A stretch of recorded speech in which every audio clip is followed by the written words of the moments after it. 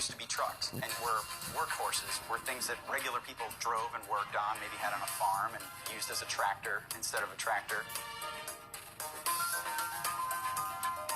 In 1966, Land Rover's engineering team decides to chart a path to the unknown and build the world's first luxury sport utility vehicle. In those days, there was lots of manufacturers throughout the Midlands, and when you're launching a new vehicle, the last thing you want is immediately to get hold of what's coming next. To keep their machine under wraps, engineers engage in a bit of cloak and dagger work. And they even created a fake company called the Bella Motor Company, and they put the badge on the front and they could drive the prototypes around without people knowing it was a Rover product. The new platform features four-wheel drive, an angular body style, and a coil suspension. The coil suspension system, the constant four-wheel drive, was an off-road revolution. Launched in 1970, the newly christened Range Rover becomes an overnight sensation and sets the benchmark for an entirely new automotive segment.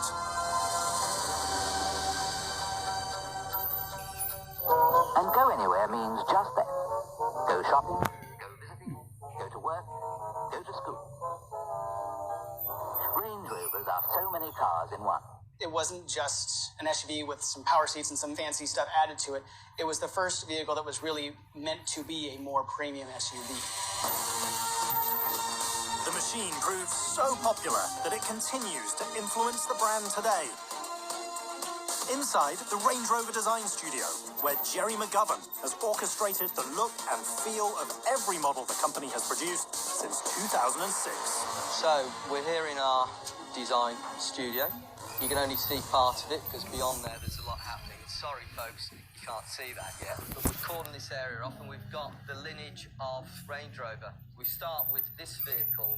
It's quite interesting because when you first look at it, it's got a certain charm about it. This had a lot of functional thinking behind it in terms of the way it was designed and put together. You look at the interior, it's actually quite Spartan by today's standards.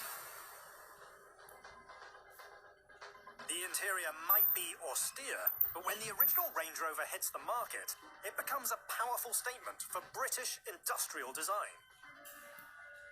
In 1971, there was a celebration at the Louvre in Paris, and the Range Rover was selected. Nobody had ever seen anything quite like it. What makes all of the original Land Rover products so iconic is their simplicity and their design, and that's refreshing. That sort of reminds me of the locally crafted, brewed, single-source coffee thing that people are gravitating towards right now. I don't want a mocha 3-pump soy latte with this, but just give me a cup of coffee, please. And it's the same thing with these Range Rovers. They're just simple. The Gen 1 Range Rover starts as a relatively simple machine, but with each successive generation, it gets more and more complex. In 1989, it becomes the first 4x4 to offer disc brakes.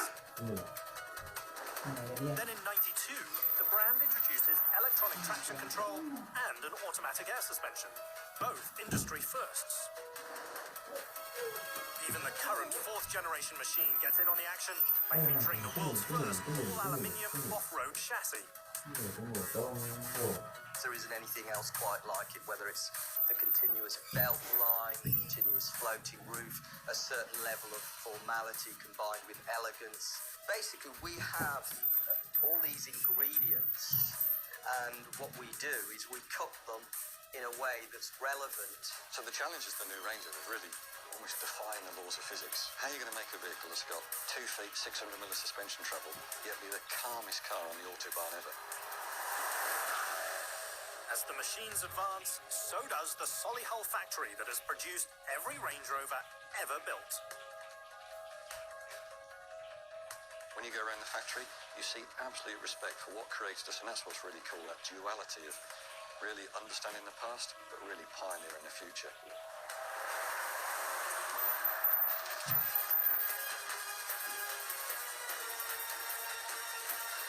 Pioneering led by understated passion. These days, the Solihull facility is even more complicated. The brand builds 6 different Range Rover models, including the SV Autobiography Dynamic, on the same line. There are approximately 3,000 people as part of the team in the final assembly area. The build begins when painted bodies from the traditional Solihull paint shop and the Special Vehicle Operations bespoke paint booth are sequenced together and then delivered to the final assembly hall. It will now take just over 4.5 hours to transform the painted monocoque into a functioning SUV. The wiring harness is the first hefty installation. The Range Rover harness itself weighs 56 kilograms and is used to lay it out from end to end. It will go from the bottom to the top and back again at Ben Nevis. Ben Nevis is the highest mountain in the British Isles at 1,345 metres above sea level. To hide all that wire, craftspeople add sound-deadening material and insulation before installing the interior pieces you actually touch it. Iya kamar lo. Kamar dulu kita. It's really important to get this right. This is the part that the driver of a Range Rover will always be looking at whilst they're driving the product. With the dashboard installed, it's time to... There's certainly a marketing benefit in saying this product is and always has been produced in the one spot by families who have been working there for generations. And that creates a source of pride that I kind of think has to filter back into the produk products. How could tersebut it not? sudah seperti The factory is pabrik full penuh of family kondisi connections, keluarga, termasuk a very suatu special tenaga mechanical yang union. sangat spesial bagi seorang dia menggunakan stadion pengumuman. Misalnya pengumuman kami kumpulkan rangkaian mobil, bodi beserta aksesoris untuk menyelesaikan mobil. Hanya untuk 80 menit untuk memasang ketiga elemen di dalam sel beberapa menit. Kemudian tinggi kami memakai alat listrik searah untuk memastikan produksi sepasang dengan mobil dapat diterima oleh setiap mobil kami. Down the aisle from marriage, craftspeople add the front headlights, Lampunya, bumpers, and wheels before the machine is mantap filled mobilnya with nak. fluids for the first Mantap nak time. ya. The trimmer final, many of the components Mau ya kan mobil gini. just in time. When you just watch it, it is amazing Mau to ya. see hundreds and hundreds of parts just Mau coming mobil together gini. in perfect formation Cantik just to mobilnya. make that car right. It really is cool. Oke. Mantapnya. The Range Rover SV Autobiography Dynamic is a uniquely bespoke luxury SUV that goes from 0 to 60 in just 5.5 seconds. Tuh mobil cantiknya. Costs Iyalah, ntar lagi. Kita tengok ini lah. £4,000. Oh. Heady territory, even for a brand synonymous with off-road excellence. The Range Rover is our flagship vehicle, and it is a great vehicle, and most people just love the way it is. But there are people that want the vehicle more individual to them, and that's what SVA is about. The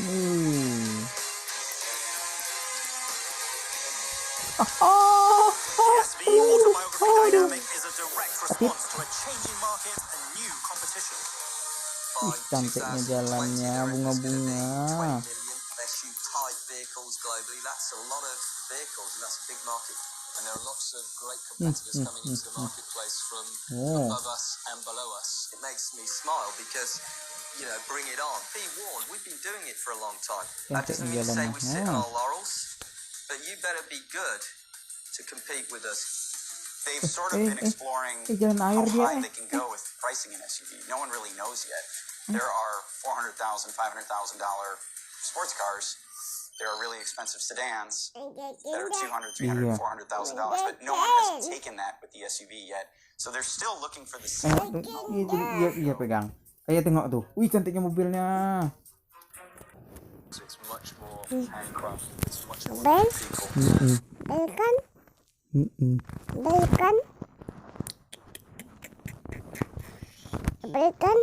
Jangan dipicit tuh, jangan dipicit. People interacting with the vehicles. Tengok aja, pegang aja, jangan dipicit-picit. The takt time certainly isn't 49 seconds. Maybe 49 days. Mobilnya ya. Land Rover spends over £20 million building the 20,000 square meter facility and models it after a Formula One team garage. if you look at any facility around, there's not really anything to this sort of standard. The build begins when a fully functional Range Rover arrives from the Solihull factory. It's a complete vehicle and it comes into this facility and we'll then take parts out and refit new parts, or we'll modify parts. So we'll add new options onto the vehicle, essentially. Basically selling them that dream that that car is bespoke and it's theirs, nobody else's. It's a quiet, artisanal workshop where nothing is rushed. They're going to be building an autobiography build on this car, so there's quite a lot involved. Bumpers off, seats out, change the console with champagne coolers in. Dekat betul nak. Duduk. All over the car. Duduk. The bespoke conversion takes 2 craftspeople Duduk, ayo duduk. 5.5 hours. Duduk. Duduk. Probably 50-ish parts. Taruh lah HP-nya. Habis dulu. We're seeing a huge shift in the entire automotive industry that went from cars very early on to mass production. Mass production means the companies get to survive, but it also means you as a consumer don't have anything different than anyone else. I think it's genius that all of these car companies are recognizing that small, one-off stuff is way more special to people in the luxury market. Luxury clientele that are as much fanboys as anything else. All sorts of people, obviously people with money, sports, superstars, car enthusiasts, lottery winners. But the nice thing is we get to see them, they'll come in themselves and watch us building their car. It's nice to know that the car you build it for someone, they want to come and watch you build it. The bespoke build actually starts with disassembly. They remove the front fascia, take out the standard front and rear seats, and unbolt the original center console. Yeah, a lot of independence. Obviously, you got a lot of responsibility. It's mostly one-offs. Anything that happens to the interior, can't get it very quick again. The bespoke transformation continues as artisans add custom rear badging, aluminium milled paddle shifters and foot pedals, a new center console that features a champagne refrigerator,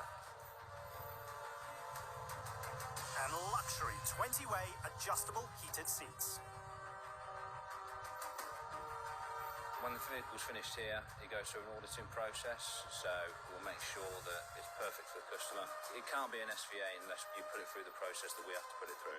And we spend some time tweaking and adjusting, making sure that everything is as good as it possibly can be. Finally, after 4 factory visits and more than 2 days of assembly, a Range Rover SV Autobiography Dynamic is ready to hit the open road. Mainkan HP bunda. Saya YouTube. Kelinci.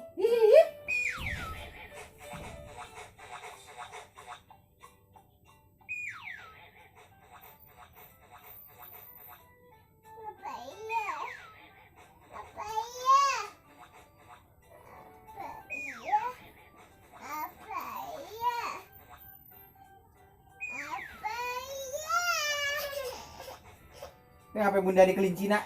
Di kelinci keluar tengok Di kelincinya keluar. Main.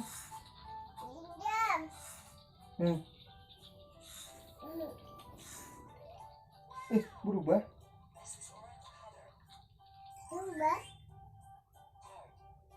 Lock. Hard.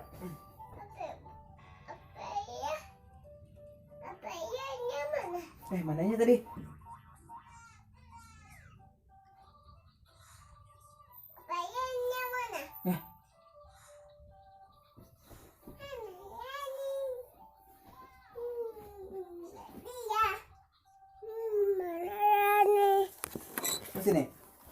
Sini pinjam ya bentar. Ih, mobilnya.